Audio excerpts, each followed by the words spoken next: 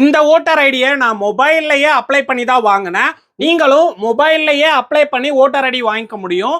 உங்க voter ID தொலைஞ்சிட்டா பழைய voter ஐடியை மொபைல்ல இருந்தே டவுன்லோட் பண்ணிக்க முடியும். உங்க ஓட்டர் ஐடியில ஏதாவது கரெக்ஷன் பண்ணணும், அட்ரஸ் மாத்தணும், பழைய போட்டோ இருக்கு, புது போட்டோ மாத்தணும் அப்படின்னா கூட இந்த அப்ளிகேஷன்ல மாத்திக்க முடியும். இது எப்படி நான் உங்களுக்கு சொல்லி தரேன். இதுக்கு உங்க மொபைல்ல இந்த ஆப்பை இன்ஸ்டால் பண்ணி நீங்க மொபைல்லே அப்ளை பண்ணிக்கலாம். இது கவர்மெண்டோட அப்ளிகேஷன் தான். இது இன்ஸ்டால் பண்றதுக்கு உங்க மொபைல்ல குரோம் ப்ரௌசர் ஓபன் பண்ணுங்க.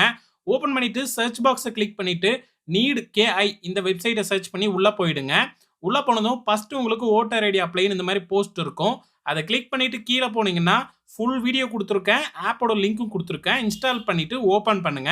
ஓபன் பண்ணதும் ஃபர்ஸ்ட் ஆப்ஷன் ஓட்டர் ரிஜிஸ்ட்ரேஷன் இருக்கும். அதை கிளிக் பண்ணிக்கோங்க, வேற எதையும் கிளிக் பண்ணாதீங்க.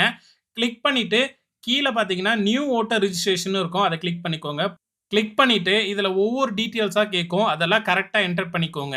எந்த ஸ்டேட்டு, எந்த டிஸ்ட்ரிக்ட், அடுத்தது உங்கள் ஃபோட்டோ கேட்கும், அடுத்தது உங்கள் ஆதார் நம்பர், அடுத்தது உங்கள் ரிலேஷன், உங்கள் அப்பா அம்மாவோட ஓட்டர் ஐடி நம்பர், இந்த டீட்டெயில்ஸ் எல்லாம் கேட்கும். உங்கள் ப்ரூஃப், அட்ரஸ் ப்ரூஃப் ஏதாவது இருந்துச்சுன்னா அது கேட்கும். இதெல்லாம் கரெக்டாக என்டர் பண்ணிட்டு கீழே செக் பண்ணிட்டு சப்மிட் அப்படின்றத கிளிக் பண்ணீங்கன்னா போதும், உங்கள் அப்ளிகேஷன் சப்மிட் ஆகிடும்.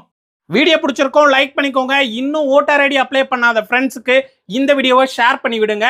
இந்த மாதிரி டெக் வீடியோக்குள்ள பார்க்கணும்னா நம்ம பேஜை ஃபாலோ பண்ணி வச்சுக்கோங்க. தேங்க்யூ.